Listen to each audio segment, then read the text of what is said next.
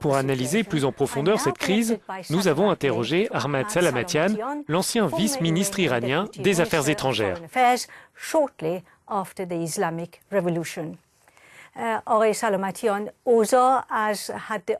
Ahmad Salamatian, cette crise va au-delà de la simple escalade diplomatique. Pensez-vous que l'Iran et l'Arabie saoudite peuvent contrôler la situation? Les tensions entre l'Iran et l'Arabie saoudite dans la région ont atteint un tel niveau que cette situation pourrait être comparée à celles qui ont précédé les grands conflits du XXe siècle, comme la Première Guerre mondiale. C'est comme si les acteurs marchaient tels des somnambules vers une crise qui pourrait exploser au moindre petit incident, comme une exécution ou un assassinat, et qui entraînerait inexorablement une guerre entre les deux pays.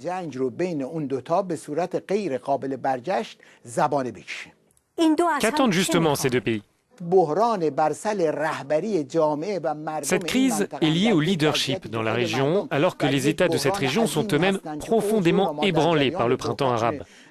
Dans cette situation, les gouvernements autocratiques et les dictatures sont remis en cause. À cette difficulté s'ajoute le fait que la crise entre l'Iran et l'Arabie saoudite s'étend du Yémen à la Syrie, du Liban au Bahreïn et dans toute cette région vitale à l'échelle du globe.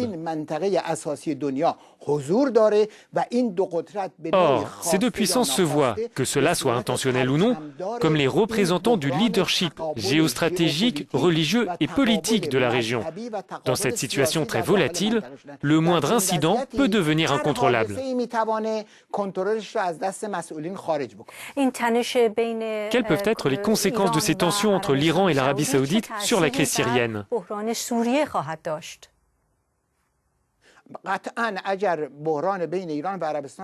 Si les tensions ne diminuent pas, toute conférence consacrée au conflit en Syrie, tout calendrier ou toute résolution risquerait d'être nulle et non avenue. S'il n'y a pas un minimum d'entente entre l'Iran et l'Arabie saoudite, il n'y a pas de sortie de crise en Syrie. Il n'est pas possible de battre le groupe État islamique, il n'est pas possible de réduire les combats au Yémen, et il n'y a pas de moyen de prévenir d'autres conflits ailleurs dans la région. Il n'y aura pas non plus la possibilité de former un gouvernement au Liban. Aujourd'hui, la sûreté du Proche-Orient ne se limite pas à ses frontières. La sûreté de l'Europe, celle des États-Unis ou encore celle de nombreux autres pays dans le monde est directement liée au Proche-Orient. Ahmad Salamatian, thank you.